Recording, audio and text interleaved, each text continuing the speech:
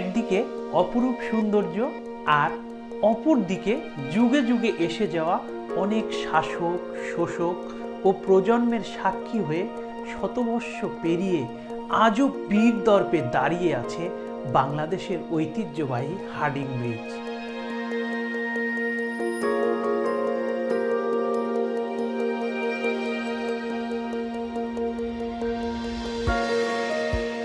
আজ আমি এসেছি এশিয়া মহাদেশের বৃহত্তম রেল সেতু হার্ডিং ব্রিজে। বহু বছর আগে বাংলাদেশের উপর দিয়ে বয়ে যাওয়া পদ্মা নদীর বুকে তৈরি করা হয়েছিল এই ব্রিজটি। তখন পদ্মার জলরাশি আর খরস্রোতা উত্তাল ঢেউ ছিল ভরা যৌবন।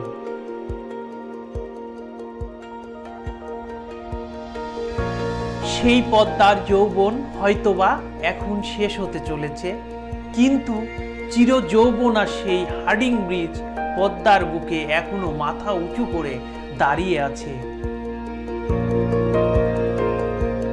বাংলাদেশের উত্তর অঞ্চলের সঙ্গে দক্ষিণ অঞ্চলের যোগাযোগের অন্যতম সেতু বন্ধন তৈরি করেছে ঐতিহাসিক এই ব্রিজটি।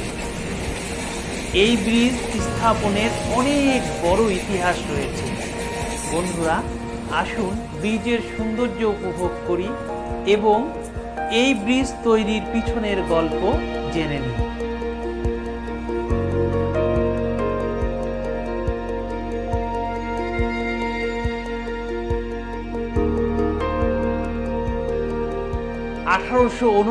সালে তৎকালীন ব্রিটিশ সরকার কলকাতার সঙ্গে আসাম, ত্রিপুরা সহ উত্তর অঞ্চলের যোগাযোগ ব্যবস্থা স্থাপনের প্রয়োজনীয়তা উপলব্ধি করেন এবং ব্রিজ তৈরির প্রস্তাব করেন। সেই সময় প্রস্তাবটি কার্যকারী না হলেও তার কয়েক দশক পর 1909 সাল থেকে ব্রিজটি নির্মাণের কাজ শুরু করা হয়। এই ব্রিজ নির্মাণের সময়কাল ছিল 1909 থেকে 1915 সাল পর্যন্ত।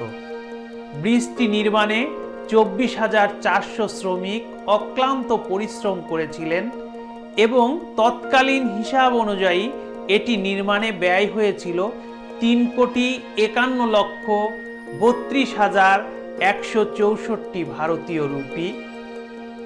তৎকালীন ভাইসরয় লর্ড হার্ডিংসের নাম অনুসারে ব্রিজটির নামকরণ করা হয়েছিল হার্ডিং ব্রিজ।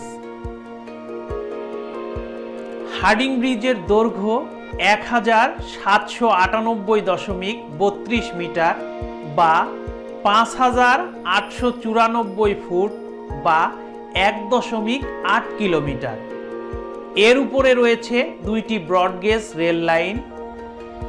এই ব্রিজটির নকশা করেছিলেন আলেকজান্ডার মেয়াডোস রেন্ডেল। ব্রিজের স্প্যাম রয়েছে মোট 15টি এবং প্রতিটি স্প্যামের দৈর্ঘ্য 120 মিটার। ঐতিহাসিক এই হার্ডিং ব্রিজটি চালু হয়েছিল 1915 সালের 4 মার্চে।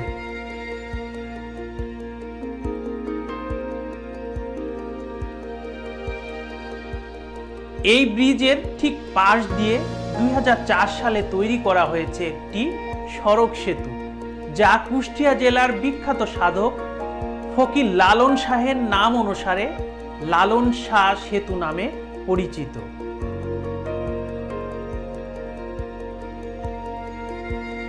পদ্মার বুকে ঐতিহাসিক হার্ডিং ব্রিজ শৈল্পিক কারুকার্যে খচিত বাংলাদেশের ইতিহাস ও ঐতিহ্যের ধারক ও বাহক এই হার্ডিং ব্রিজ। প্রতিদিন বিভিন্ন স্থান থেকে দেশি বিদেশি পর্যটকরা এসে ভিড় জমায় এখানে। নির্মাণের 100 বছর পেরিয়ে গেলেও উপমহাদেশের ঐতিহাসিক এই হার্ডিং ব্রিজ সচক্ষে দেখার কৌতূহল যেন আজও মানুষের মনে রয়ে গেছে।